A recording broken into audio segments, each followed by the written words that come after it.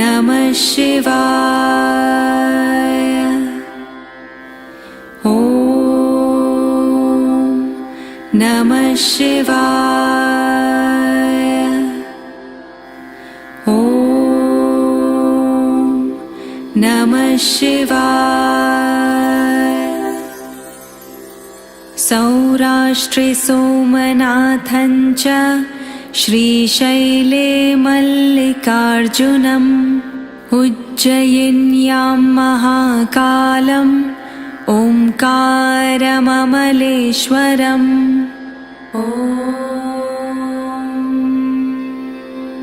परल्यां वैद्यनाथं च डाकिन्यां भीमशङ्करम् सेतुबन्धे तु रामेशन् नागेशं दारुकावने।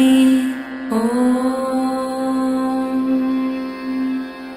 वाराणस्यान्तु विश्वेशन् त्र्यम्बकं गौतमी तटे हिमालये तु केदारं घुष्मेशं च शिवालये।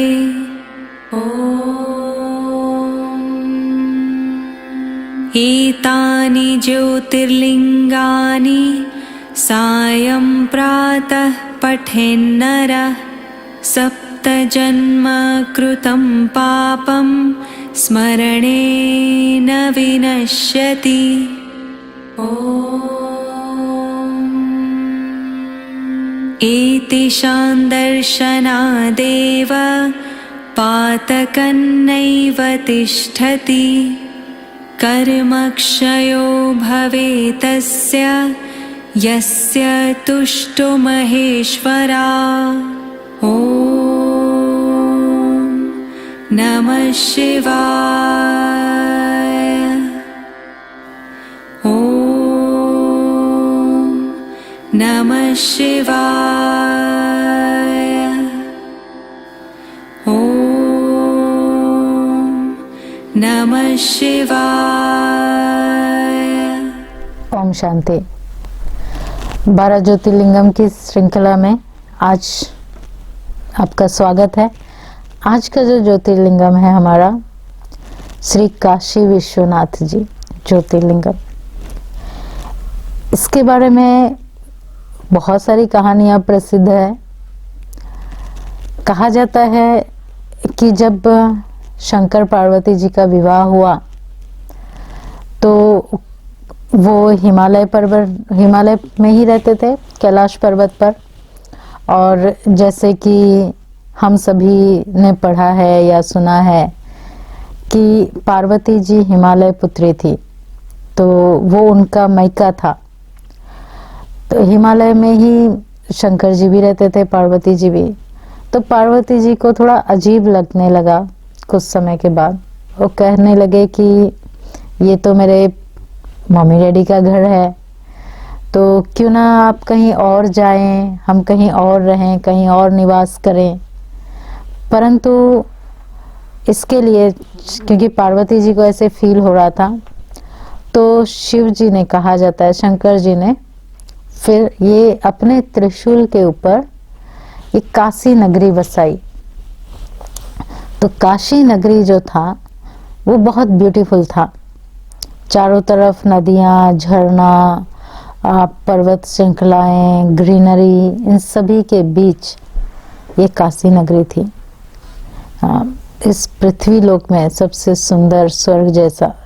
इसके लिए इसको शिवजी की नगरी भी कहा जाता है, क्योंकि शिवजी ने खास करके ये पार्वती जी के लिए बनाया था उनके कहने पर। तो जब भी उन दोनों को दिल होती, ये नगरी यहीं पर जाके कुछ समय रहते, बिताते। और इस नगरी के लिए ये भी कहा जाता है कि जब सारी सृष्टि पर प्रलय हो जाता है, सारी सृष्टि विनाश हो जाती है, परंतु इस काशी नगरी का विनाश नहीं होता है, क्योंकि ये शंकर जी के त्रिशूल के ऊपर खड़ा है। इसलिए इस नगरी का कभी विनाश नहीं होता है और इसका कुछ नुकसान भी नहीं होता है। और इसको कहा जाता है जैसे कि धरती पर स्वर्ग है, और जो इसके दर्शन करते हैं, और यहाँ जो शिवलिंग है इनकी पंचामृत से अभिषेक होता है। तो ये कहानी हमें क्या समझाती है, कहानी से हम क्या सीखें इस ज्योतिर्लिंगम से, कि जब हम परमात्मा को समर्पित हो जाते हैं, अपना बना लेते हैं, तो परमात्मा जो विश्व का नाथ है, सिर्फ हमारा ही नहीं बल्कि सारे विश्व में जितने भी आत्माएं हैं वो सभी का नाथ है, सभी का ईश्वर है, सभी का पिता है, सभी का पति है, सभी का दोस्त है। तो इसलिए उसको विश्वनाथ कहा जाता है, सारे विश्व का नाथ। और विश्व का नाथ पिता कभी भी अपने बच्चों को दुखी नहीं देख सकता, कभी भी अपने बच्चों को मरता हुआ नहीं देख सकता। तो इसलिए कहते हैं ये काशी विश्वनाथ यादगार है कि परम पिता परमात्मा जो विश्व का नाथ है, हम सभी के लिए ऐसी सुंदर नगरी की स्थापना करते हैं, ऐसा सुंदर दुनिया बनाते हैं। जब चारों तरफ अधर्म का बोलबाला हो जाता है, जब चारों तरफ अज्ञानता का अंधेरा छा जाता है, तब परमात्मा इस सृष्टि पर आकर एक सत्य धर्म की स्थापना करते हैं। और उस समय जो भी आत्माएं उसको मदद करती है, उसके मददगार बनते हैं, वो आत्माएं उसके साथ साथ जाती, और उन सभी के लिए परमात्मा जो है एक नई सृष्टि का, एक नई दुनिया का निर्माण करता है, जिसको स्वर्ग कहा गया। तो वहाँ जहाँ पर मृत्यु नहीं होता, यानी अकाले मृत्यु नहीं होती, जहाँ पर दुख अशांति नहीं होता, जहाँ रोग नहीं होता, सुख समृद्धि संपत्ति से भरपूर दुनिया होती है। तो ऐसी दुनिया की रचना, ऐसे सृष्टि की रचना परमपिता परमात्मा हम बच्चों के लिए करते हैं। इसलिए कहा जाता है उस नगरी का कभी विनाश नहीं होता जिस नगरी की वो स्थापना करता है। तो भारत को ही परमात्मा आकर स्वर्ग बनाता है।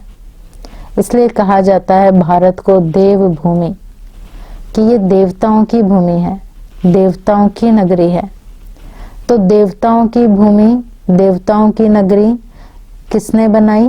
देवताओं के जो पिता हैं, देवों के देव महादेव विश्वनाथ, वो उन्होंने हम सभी के लिए स्वर्ग की नई दुनिया की रचना करते हैं। इसलिए उसको विश्वनाथ कहते हैं कि वो विश्व का नाथ जब चारों तरफ विश्व में अज्ञान अंधकार छा जाता है, विकारों का, वायसस का प्रकोप आ जाता है, तब वो इस सृष्टि पर आकर हमें इन सब से छुड़ाते हैं और हम सभी आत्माओं के लिए एक नई नगरी, नया युग, सतयुग, स्वर्ग की स्थापना करते हैं, जहाँ पर न दुख होता, न अशांति होता, न रोग होता, न शोक होता, स्वर्ग ही स्वर्ग होता है, सुख समृद्धि और संपत्ति वाला राज्य होता है। और ये सिर्फ एक के लिए नहीं बल्कि सभी आत्माओं के लिए होता है।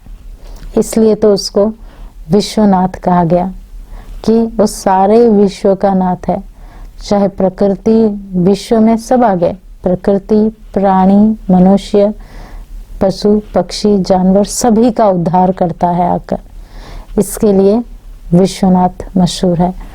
तो ये कहानी हमें ये सिखाती कि हमें परमात्मा के साथ, हाँ, उसके साथ जब हम संबंध जोड़ते हैं, उसको जब अपना बनाते हैं, तब हम उस नगरी में, जो शिव की नगरी है, जो स्वर्ग है, वहाँ जाने के अधिकारी बन जाते हैं, वहाँ रहने के अधिकारी बन जाते हैं।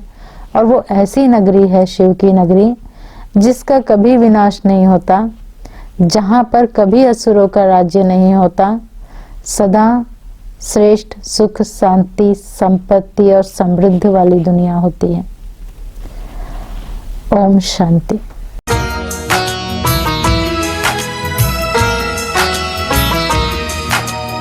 ओम नमः शिवाय, ओम नमः शिवाय, ओम नमः शिवाय, ओम नमः शिवाय।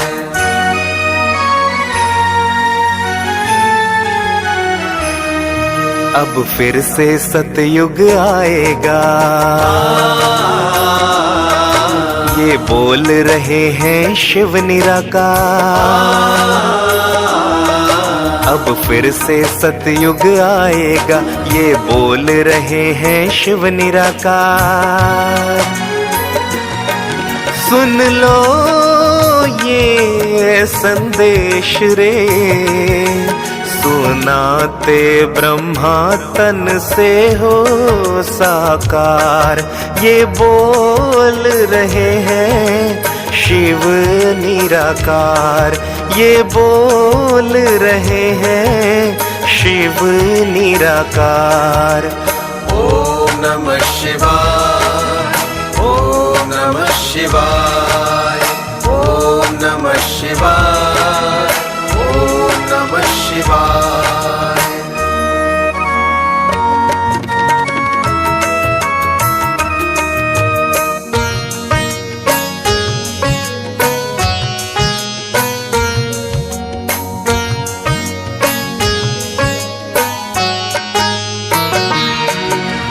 निश्चित ही दुनिया बदलेगी, निश्चित ही परिवर्तन होगा।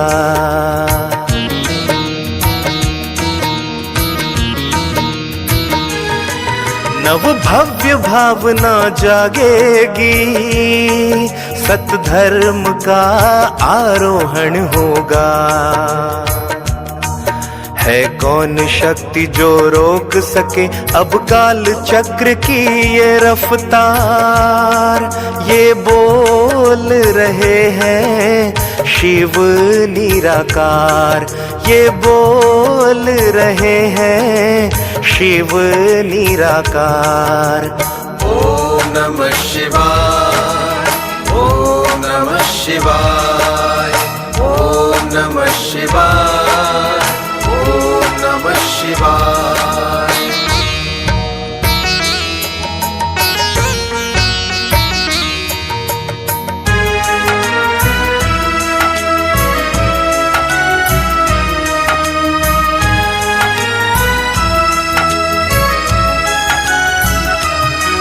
है वर्ष हजारों बीत चुके अन्यायों को सहते सहते,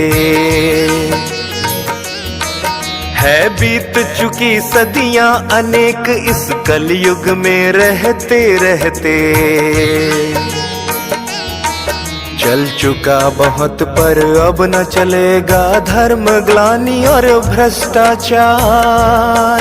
ये बोल रहे हैं शिव निराकार, ये बोल रहे हैं शिव निराकार।